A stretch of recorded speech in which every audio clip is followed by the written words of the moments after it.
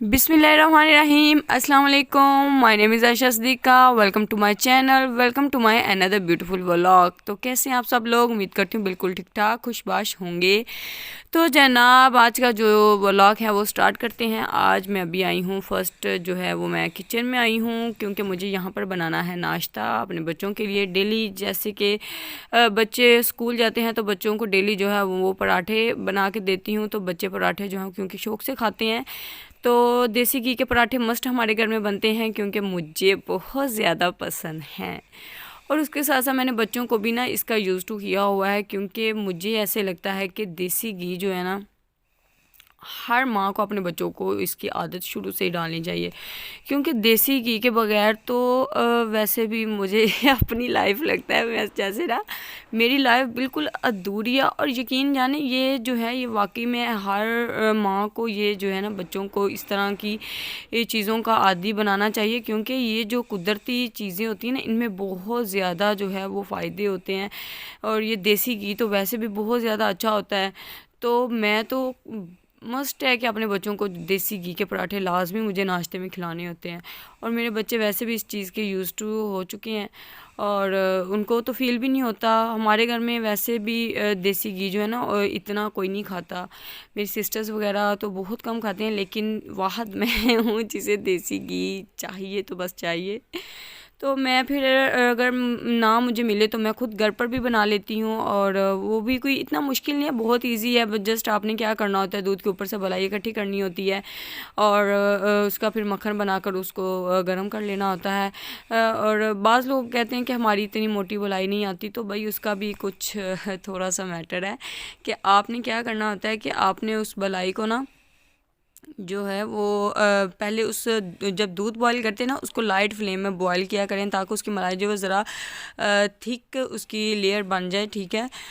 तो जब वो आप उसको तकरीबन आधा घंटा लो फ्लेम पर रख देती है ना बॉईल होने के बाद, तो फिर उसको आप लोग ठंडा करके फ्रीज़र में अच्छे से फ्रीज़ करें। जब वो दूध अच्छे से फ्रीज़ हो जाएगा तो उसकी मलाई जो है वो ऑटोमेटिकली वो एक मोटी उसकी लेयर बन जाती है। तो इस तरह करके तो मैं तकरीबन 1 वीक की मलाई इकट्ठी करके तो फिर उसको जो है वो मेल्ट करके तो देसी घी बना लेती हूँ। उसके बाद जनाब ये नाश्ता करवाया बच्चों को, तो फिर बच्चों को जब स्कूल भेजा तो पीछे से वही काम मेरा स्टार्ट हो गए, घर की सफाई। क्योंकि घर की जो सफाई है ये बहुत ज़्यादा ज़रूरी है और ऐसा नहीं है कि एक दिन हम छोड़ देंगे तो गुजारा हो जाएगा। भाई गुजारा बिल्कुल भी नहीं होता, अगर एक दिन भी स्किप कर दें तो बिल्कुल भी गुजारा नहीं होता। क्योंकि ये एक तो हर अच्छी और जो सुगर औरत होती है ना उसकी निशानी भी यही होती है कि जो अक्लमंद औरत है वो अपने घर को साफ़ सुथरा रखती है और डेली के डेली जो है वो अपनी रूटीन बनाई होती है उसने। तो औरत जो सुगर होती है ना उसके घर से ही पहचानी जाती है।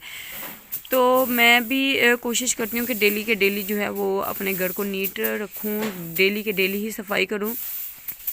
ज़्यादा कुछ नहीं तो डस्टिंग और ये झाड़ू वगैरह तो मैं लाजमी कर देती हूँ क्योंकि अगर ये 2 काम हो जाए ना, अगर पोछा रोज़ ना भी लगा हो तो उससे गुजारा हो जाता है मेरा। लेकिन जब तक मैं ये झाड़ू ना लगा लूँ और ये चीज़ें वगैरह ना समेट लूँ तो यार मुझे ऐसे लगता है कि जैसे मेरे काम ही अधूरे रह गए हैं। और मुझे एक अनकंफर्टेबल फीलिंग सी आती है कि लाइक कोई मतलब कैसे इस तरह गंद पड़ा रहने दे और इस तरह घर में कैसे रह सकता है। और मुझे यही होता है कि बस जैसे तैसे करके अगर मेरी तबीयत नहीं भी ठीक, तो दिल नहीं भी चाह रहा होता, तो मैं कोशिश यही करती हूँ कि मैं टाइम से जो है वो अगर मुझे टाइम लग भी जाता है थोड़ा, तो मैं कोशिश यही करती हूँ कि मैं जो है वो अपनी ये झाड़ू वगैरह और ये डस्टिंग वगैरह का जो काम है और चीज़ें वगैरह समेटनी ये मैं लाजमी कर देती हूँ। और एक और बात कि जब आप ये सफाई करना स्टार्ट करते हैं तो सबसे पहले जब आपका बेड बन जाता है ना, आप बिस्तर वगैरह समेट लेते हैं, तो यकीन करें डेफिनेटली 50% जो आपका रूम है ना वो नीट एंड क्लीन हो जाता है, 50%। और जब आप चीज़ें वगैरह समेट लेते हो तो 70% आपकी यूँ समझिए कि सफाई हो गई है। तो मैं भी बस जल्दी सफाई करके, तो उसके बाद फिर बच्चे जो थे वो स्कूल से आ गए थे, तो मैंने क्या किया कि बच्चों को जो है वो शावर करवा दिया, बच्चों को नहलाया सबको, क्योंकि काफ़ी दिनों से वैसे भी मौसम तो अब हमारा काफ़ी चेंज हो गया है, तो बच्चों को फिर रोज़ नहलाया भी नहीं जाता क्योंकि सर्दी होती है। तो मैं कोशिश करती हूँ कि वीक में जो है वो 2 दफ़ा बच्चों को ज़रूर नहला देती हूँ। तो यहाँ पर जब मैंने बच्चों को नहलाया तो उसके साथ साथ भी मैंने सोचा कि मशीन लगा के जितने भी कपड़े होते हैं ना, मैं कोशिश करती हूँ कि जो रोज़ के रोज़ ना अगर नहीं भी मशीन तो दूसरे दिन लाजमी मशीन लगा कर तो सारे कपड़े बच्चों के भी जो होते हैं वो वॉश कर देती हूँ। फिर ऐसे जब इकट्ठे होते हैं ना तो फिर टाइम ज़्यादा लग जाता है, तो फिर बच्चों के साथ साथ इतना ज़्यादा टाइम और काम में मसरूफ़ हो जाना तो बड़ा टफ़ हो जाता है। तो मैं कोशिश करती हूँ कि दूसरे दिन लाजमी मशीन लगा कर तो जो थोड़े बहुत कपड़े होते हैं, क्योंकि छोटे बच्चे जो होते हैं वैसे भी कपड़े बहुत ज़्यादा गंदे कर देते हैं, तो फिर ऐसे इकट्ठे कर के रखी जाए तो एक तो वैसे भी कपड़े बहुत ज़्यादा इकट्ठे हो जाते हैं और टाइम बहुत ज़्यादा, फिर जब धोने लगें तो फिर बहुत ज़्यादा टाइम वेस्ट हो जाता है और बाकी के काम हमारे अधूरे ही रह जाते हैं। तो मैं फिर हर दूसरे दिन जो है वो लाजमी मशीन लगा कर साथ साथ कपड़े जो हैं वो सारे के सारे जो हैं वो वॉश कर लेती हूँ। इससे यकीन करें लाइफ इतनी ईजी हो जाती है ना कि मतलब साथ दूसरे भी काम हो जाते हैं और साथ कपड़े वगैरह जो हैं वो भी सारे जो हैं वो समेटे जाते हैं। तो बस मैंने फिर जल्दी से मशीन का काम ख़त्म किया, तो फिर मुझे यही था कि मैं ना काफ़ी दिनों से कह रही थी कि मुझे किचन जो है उसकी सारी सफाई करने वाली थी, क्योंकि मैंने ना एक तो मुझे ये जब से मैं यहाँ पर शिफ्ट हुई हूँ ना तो मेरा सारा का सारा काम वैसे का वैसे ही पड़ा हुआ था। किचन भी बस जैसे कि तैसे मैंने बर्तन पड़े ही रहने दिए, तो मुझे टाइम ही नहीं मिल रहा था कि मैं किस तरह ये जो है सारी चीज़ों को अरेंज करूँ, सब कुछ मैनेज करूँ।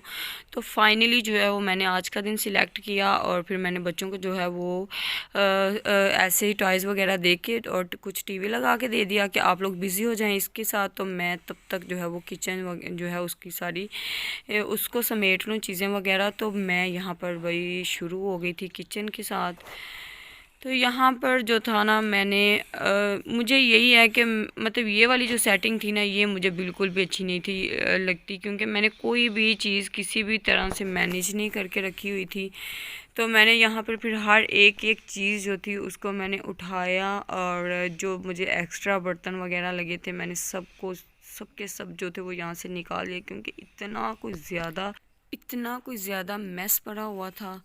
और मुझे बस यही था कि मैं जैसे तैसे करके ये सारी की सारी चीज़ें जो हैं वो इनको समेट लूँ। और यहाँ पर ना मेरे पास काफ़ी ज़्यादा चीज़ें इस तरह की पड़ी हुई थी कि मैं उनको यूज़ भी करना चाह रही थी और लेकिन मुझे टाइम ही नहीं मिल रहा था कि मैं किस तरह उनको सेट करूं और किस तरह उनको यूज़ करूं।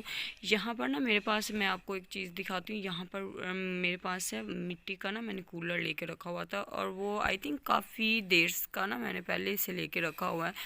तो मुझे ना उसका टाइम ही नहीं मिल रहा था कि मैं उसको किस तरह मैं एक तो मुझे ना मिट्टी के बर्तन वैसे भी बहुत ज़्यादा अच्छे लगते हैं, यकीन करें। मैं मतलब एक जैसे इंसान क्रेज़ी होता है ना, मैं मतलब उस तरह की थी कि मुझे बस मिट्टी के बर्तन बहुत अच्छे लगते हैं। इनको उनमें खाना बनाना, मिट्टी का कूलर, मिट्टी का जग।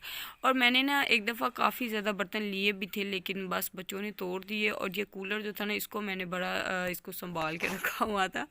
तो मैंने फिर पीछे जब से लिया ना इसमें अच्छे से, तब जब लिया था ना तब शुरू में इसमें मैंने पिया था पानी डाल के, लेकिन उसके बाद फिर मैंने बच्चों के डर से ये मैंने एक जगह पर जो है वो रख दिया हुआ था। लेकिन अब मेरा दिल था कि सर्दियाँ आ गई हैं तो मैं दोबारा इसको यूज़ कर लूँ। तो मैंने फिर इसको सारा का सारा जो है ना नीट एंड क्लीन किया और मैंने फिर इसको ना इसमें पानी वगैरह भरकर तो इसको रखा। और मुझे मिट्टी के बर्तन में खाना पका हुआ इतना अच्छा लगता है। मुझे मिट्टी के बर्तन में फिर पानी जब भर के रखे ना तो उसमें एक मिट्टी सी जो खुशबू आती है ना, यकीन करें मुझे मतलब मेरे दिल को लग जाती है और मुझे बड़ा मज़ा आता है, बड़ा अच्छा लगता है मिट्टी के बर्तन में पानी वगैरह पीना। तो मैंने बस फिर इसको जल्दी से नीट एंड क्लीन किया और मैंने वो वाले कूलर से पानी इसमें शिफ्ट करा और फिर मैंने इसको रख दिया बढ़ के। और फिर मैं पानी जब पीती हूँ ना तो मेरे दिल को ऐसे तसल्ली मिलती है। तो बस मैंने जल्दी जल्दी से अपना फटाफट सारे का सारा किचन जो है इसको प्रॉपर नीट एंड क्लीन किया, और उसके साथ साथ मैं इसकी प्रॉपर जो लुक होगी ना फाइनल, वो भी आप लोगों को दिखाती हूँ कि यकीन करें। और इतना मुझे कोई सेटिस्फाई हुई हूँ मैं इससे कि एटलीस्ट अब मुझे हर चीज़ पता चल रही थी कि मैंने एक उनको अब उनकी जगह पर रखा है, और नीट और किचन जो है वो एक जैसे उसकी एक लुक सी निकली है। तो मुझे बस बड़ी ज़रा तसल्ली हो गई थी कि अगर ज़्यादा नहीं तो कम से कम मैंने कुछ ना कुछ तो बेहतर किया, कुछ ना कुछ चीज़ें तो मैनेज की हैं। तो जनाब ये थी उसकी फ़ाइनल लुक। यहाँ पर मैंने ना प्रॉपर जो थी वो किचन की सफाई कर ली हुई थी, ईच एंड एवरीथिंग, हर चीज़ को मैंने इवन के शेल्फ के अंदर से नीचे से भी एक एक बर्तन उठा के मैंने इसको नीट करा और साफ़ किया है, और हर चीज़ की प्रॉपर सफाई की है, और चीज़ों को एक प्रॉपर जगह पर रखा है। और अब मेरे दिल को इतना सुकून मिला कि मतलब मैंने चीज़ों को मैनेज तो किया, और जितने भी एक्स्ट्रा चीज़ें सबको बाहर निकाला। माशाल्लाह मेरा अब किचन जो था इतना प्यारा लग रहा था, और मैं बड़ी सेटिस्फाई हो गई थी। तो ये था मेरा आज का व्लॉग, जिसमें मैंने आपको अपनी प्रॉपर किचन की जो थी वो भी लुक दिखाना थी। तो उसके बाद जो था